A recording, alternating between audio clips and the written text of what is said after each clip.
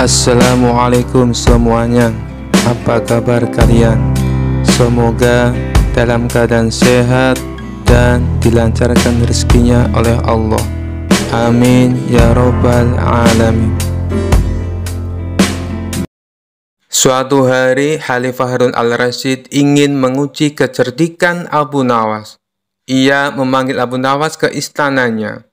Abu Nawas, saya ingin kamu membawa saya ke kebun anggur yang paling indah di Baghdad dalam waktu 3 hari. Jika kamu gagal, maka akan saya hukum. Abu Nawas bingung karena musim dingin sedang tiba, dan semua kebun anggur pasti sudah kering dan tidak ada buahnya. Bagaimana mungkin ada kebun anggur yang indah di musim ini? Namun dengan cepat ia menciptakan sebuah ide. 3 hari kemudian, Abu Nawas kembali ke istana dengan membawa sebuah cermin kecil di tangannya. Khalifah Harun al-Rasyid bertanya, Abu Nawas, di mana kebun anggur yang kamu janjikan? Baginda, hamba mohon Anda untuk melihat ke dalam cermin ini, jawab Abu Nawas. Khalifah Harun al-Rasyid melihat wajahnya sendiri di dalam cermin itu. Ini apa Abu Nawas? Tanya Baginda dengan marah. Tuanku yang mulia, kebun anggur yang paling indah adalah kebun yang ada di dalam hati seorang pemimpin yang adil. Bila hati Tuan penuh dengan kebaikan, maka kebun anggur di dalamnya pasti akan indah dan subur, jawab Abu Nawas. Khalifah Harun al-Rasyid tertawa mendengar jawaban Abu Nawas. Ia memuji kecerdikan Abu Nawas dan membebaskannya dari hukuman, bahkan memberikannya sebuah hadiah. Kisah selanjutnya. Suatu hari Baginda Raja merasakan suntuk. Ia ingin keluar istana untuk menghilangkan rasa jenuhnya. Maka dipanggillah Abu Nawas untuk menemani sang raja jalan-jalan. Singkat cerita, Abu Nawas dan Baginda Raja memulai perjalanannya. Saat dalam perjalanan, Abu Nawas selalu bercerita yang membuat Baginda Raja terhibur. Ketika melintasi tepian pantai, mereka berdua berhenti sejenak untuk beristirahat. Baginda Raja lalu membasuh muka dan tangannya dengan air laut. Langsung terbesit dalam benaknya akan sebuah pertanyaan. Hei Abu Nawas, menurutmu kenapa air laut itu asin? Tanya Baginda Raja. Karena air laut itu tidak mengalir kemana-mana, Paduka. Ia senantiasa ada di tempatnya. Nah, untuk mencegah agar air laut tidak busuk, para leluhur kita dulu memberinya garam. Itulah sebabnya air laut menjadi asin, jawab Abu Nawas. Mendengar penjelasan itu, Baginda Raja tertawa terpingkal-pingkal. Perjalanan mereka berdua pun akhirnya dilanjutkan. Tidak berapa lama dari kejauhan mereka berdua melihat sebuah benda berkilauan. Benda apa itu Abu Nawas? Ayo kita ke sana, ajak Baginda Raja. Abu Nawas bergegas melangkah mendahului Baginda Raja. Setelah benda itu diambil oleh Abu Nawas, ternyata hanya sebuah cermin. Abu Nawas pun segera membuangnya lagi. Melihat hal itu, Baginda Raja terkejut. Kenapa dibuang Abu Nawas? Memangnya itu benda apa? Tanya Baginda Raja. Benda yang sangat jelek, Paduka. Wajar saja kalau si pemiliknya membuangnya, jawab Abu Nawas. Tapi benda itu terlihat berkilauan dari jauh, ujar Baginda Raja.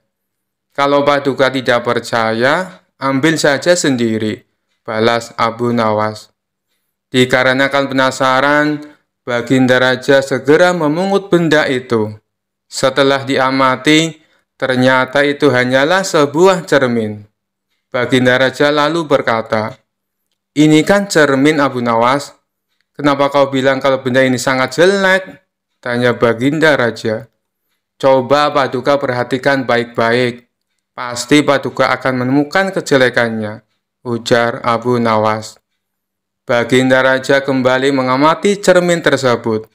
Di situ Baginda Raja tidak menemukan kejelekan apa-apa. Yang ada hanya wajahnya sendiri di dalam cermin.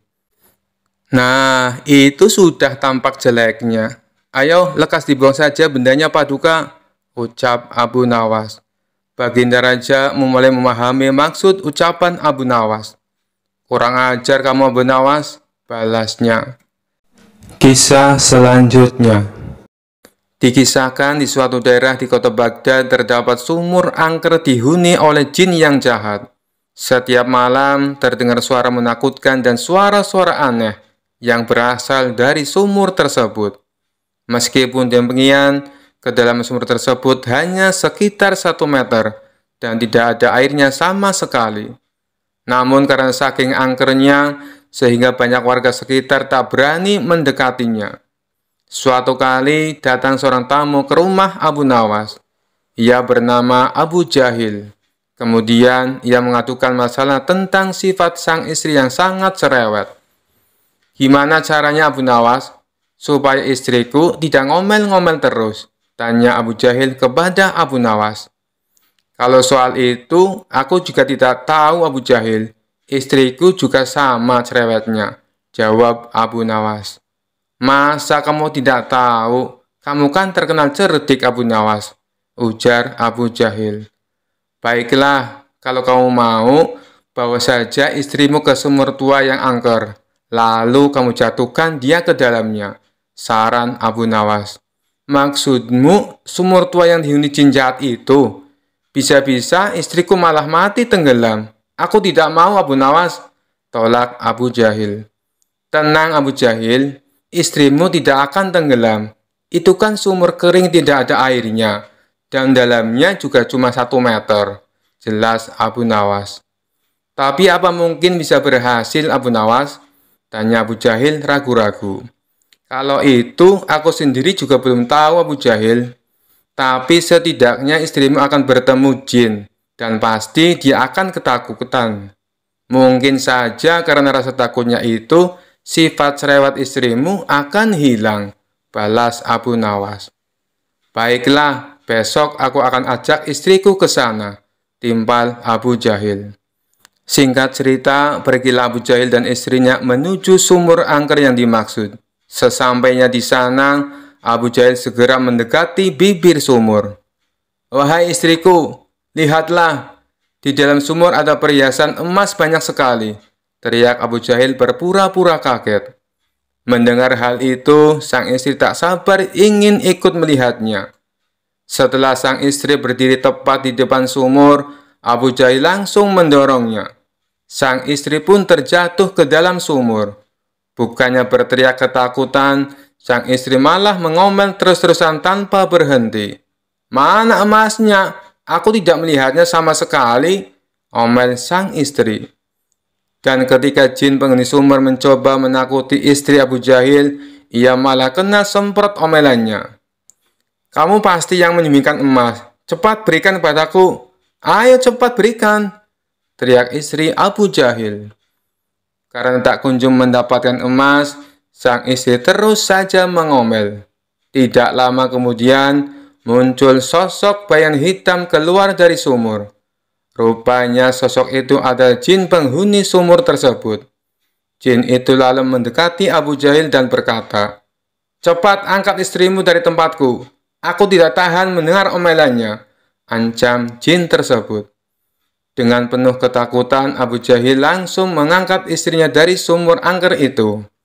Pada esok harinya, Abu Jahil kembali menemui Abu Nawas dan menceritakan peristiwa yang dialaminya.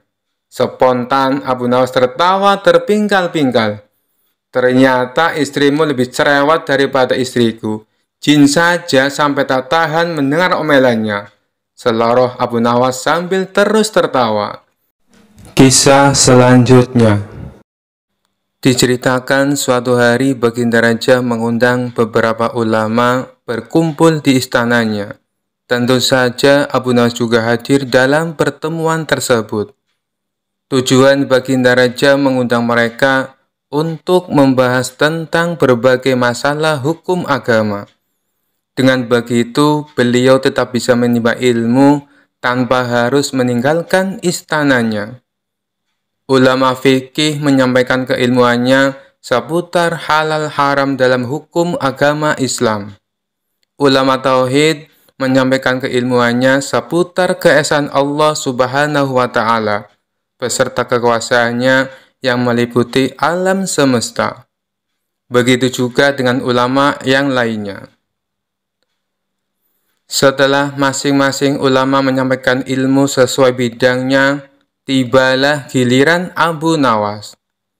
Dikarenakan bingung harus menyampaikan apa, Abu Nawas pun berkata, "Ampun Paduka yang mulia, apa yang ingin Paduka dengar dari hamba?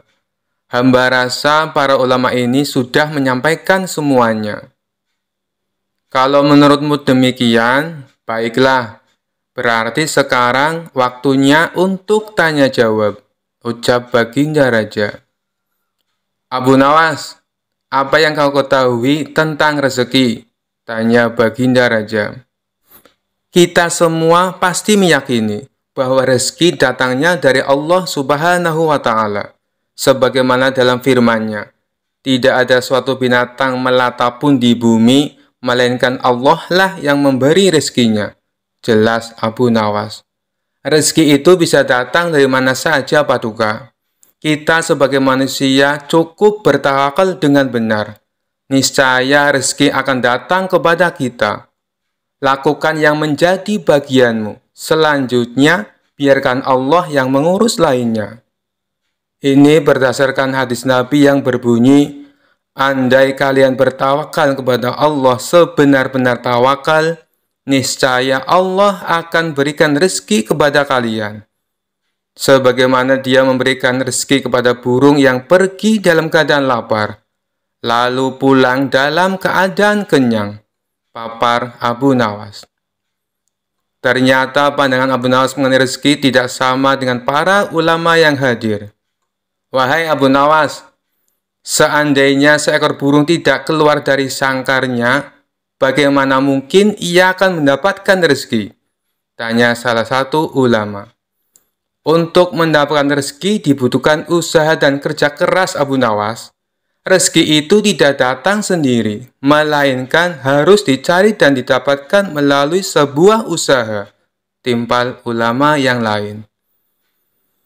Tapi Abu Nawas bersikukuh dengan pendapatnya, sehingga terjadilah sedikit perdebatan di antara mereka. Tidak ingin debat berkepanjangan, Abu Nawas lalu berkata, "Begini saja, besok kita berkumpul lagi di sini. Buktikan pendapat kalian di hadapan Paduka Raja." Para ulama pun sepakat dengan tawaran Abu Nawas tersebut. Abu Nawas dan para ulama kemudian pamit kepada Baginda Raja meninggalkan istana. Setelah berpamitan kepada Baginda Raja, Abu Nawas pun segera pulang ke rumahnya, sebab ia harus mengajar murid-muridnya. Sementara para ulama tersebut sibuk mencari cara untuk membuktikan pendapat mereka. Sampai pada akhirnya, saat berjalan pulang menyusuri sebuah desa, para ulama melihat penduduk setempat sedang panen buah kurma. Kemudian terbesitlah niatan untuk membantu warga. Setelah selesai dengan pekerjaannya, para ulama ini mendapat imbalan beberapa ikat buah kurma dari warga setempat. Mereka senang bukan main. Para ulama itu senang bukan karena mendapatkan kurma, tetapi memiliki alasan untuk menyampaikan kepada Abu Nawas dan Baginda Raja bahwa pendapat mereka soal rezeki adalah benar. Kita mendapatkan buah kurma karena berusaha dan bekerja, sedangkan Abu Nawas hanya diam di rumah. Mana mungkin dia mendapatkan kurma? Ini menunjukkan bahwa rezeki bisa didapat bila mencarinya dan bekerja. Jadi pendapat kita sudah benar. Besok, kita bawa ini sebagai buktinya. Kita tunjukkan kepada Abu Nawas dan Baginda Raja. kata salah satu ulama kepada kawannya. Maka pada keesokan harinya, para ulama ini datang ke istana. Sesampainya di sana, ternyata sudah ada Abu Nawas duduk di hadapan Baginda Raja. Melihat para ulama sudah datang, Baginda Raja segera menyambutnya.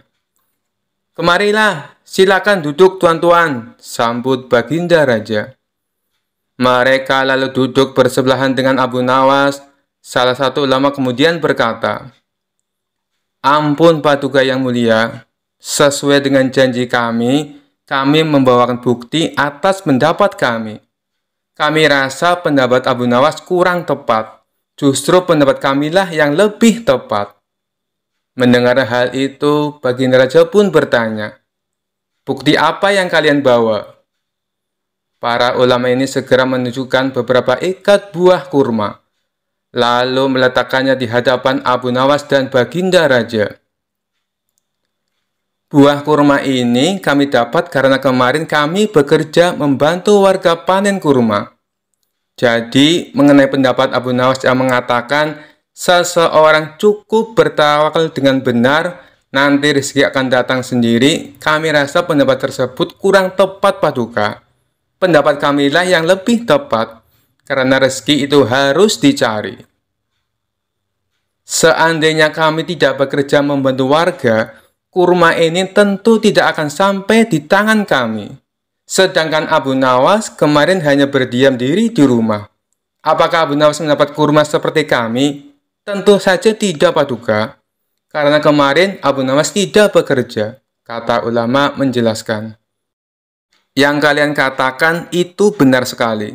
Aku sependapat dengan kalian," sahut Baginda Raja. "Bagaimana denganmu Abu Nawas? Apakah kamu masih membantahnya?" tanya Baginda Raja. Mendengar hal itu, Abu Nawas hanya tersenyum seraya mengambil kurma dan mencicipinya. Kemudian ia berkata, "Kemarin aku memang hanya di rumah seharian, karena aku harus mengerjakan tugasku sebagai guru, yaitu mengajar murid-muridku. Hari ini saat kalian bercerita tentang kurma, tiba-tiba saya jadi kepengin. Alhamdulillah, kalian datang bukan hanya membawa ceritanya, tapi juga buah kurmanya untukku. Bukankah ini juga bagian dari rezeki yang datang tanpa sebab? Seperti yang hamba ucapkan dulu Paduka, cukup dengan tawakal yang benar kepada Allah. Niscaya Allah akan berikan rezeki. Lakukan yang menjadi tugasmu. Selanjutnya, biarkan Allah yang mengurus lainnya. Hamba melakukan tugas sebagai guru. Lalu Allah mengirim kalian membawakan kurma untukku." Ucap Abu Nawas tidak mau kalah. Mendengar penjelasan Abu Nawas, para ulama pun langsung tertawa satu sama lain. "Kamu memang cerdik Abu Nawas," puji Baginda Raja. Sementara para ulama ini meskipun berbeda pendapat, tidak saling menyalahkan dan membenarkan pendapatnya sendiri. Begitulah indahnya Islam, apabila saling menghormati perbedaan pendapat. Kisah selanjutnya. Al-Kisah, suatu hari Abu Nawas sedang bepergian ke suatu tempat karena ada suatu urusan. Di dalam perjalanannya, ia melihat seorang pemuda yang hendak melompat dari sebuah jembatan. Kemudian Abu Nawas menghampiri pemuda tersebut sambil berteriak, "Jangan melompat dari tempat itu." Setelah sampai ke jembatan di mana pemuda tersebut berada, Abu Nawas langsung melontarkan pertanyaan. "Mengapa di usiamu yang begitu muda berpikir untuk terjun ke dalam air yang sangat dingin itu?" tanya Abu Nawas. "Karena bosan hidup," jawab pemuda tersebut. Tentu saja jawaban dari pemuda tersebut tidak bisa diterima oleh Abu Nawas begitu saja. Maka Abu Nawas pun kembali berkata, "Anak muda, dengarkan saya. Jika kamu terjun ke sungai itu, saya harus terjun juga menyusulmu untuk menyelamatkanmu. Air itu dingin sekali. Saya baru saja sembuh dari radang paru-paru. Tahu maksud saya bisa mati. Saya mempunyai istri dan anak. Apakah kamu mau hidup dengan beban pikiran seperti ini?" ujar Abu Nawas. Tentu saja tidak, jawab pemuda itu kepada Abu Nawas. Maka dengarkan saya, jadilah orang baik-baik, bertobatlah, dan Allah akan mengampunimu. Pulanglah. Nah, dalam kesendirianmu dan di rumah yang sepi itu, gantunglah dirimu, ujar Abu Nawas seraya balik kanan pergi. Setelah mendengarkan perkataan Abu Nawas, pemuda itu membatalkan niatnya untuk bunuh diri dan kembali pulang ke rumahnya. Dalam perjalanan selanjutnya, Abu Nawas didatangi oleh seorang laki-laki bejat. Tanpa basa-basi, laki-laki tersebut langsung menanyakan sesuatu kepada Abu Nawas. Wahai Abu Nawas, aku ingin sekali memiliki kemampuan melihat setan. Apa kau bisa mengajariku bagaimana cara melihatnya? Tanya laki-laki bejat tersebut. Tentu bisa, tepat sekali kau bertemu denganku, jawab Abu Nawas mengiyakan permintaan laki-laki itu. Kalau begitu, tunjukkan kepadaku, ujar laki-laki tersebut kepada Abu Nawas. Itu mudah sekali. Apa kau mempunyai cermin di rumah? Kata Abu Nawas. Tentu saja punya, wahai Abu Nawas, jawab laki-laki itu kembali. Kemudian Abu Nawas pun memberitahukan cara melihat wujud setan kepada laki-laki bejat tersebut. Jadi begini caranya, pandangi cerminmu betul-betul. Tidak butuh waktu lama, kau akan melihat wujud setan yang ingin kau ketahui, jelas Abu Nawas. Pemuda itu yang mengetahui maksud dari perkataan Abu Nawas hanya bisa tertawa terpingkal-pingkal. Sekian dulu perjumpaan kita kali ini. Sampai bertemu lagi di kisah-kisah selanjutnya. Terima kasih yang sudah subscribe dan setia menonton channel ini. Wassalamualaikum warahmatullahi wabarakatuh.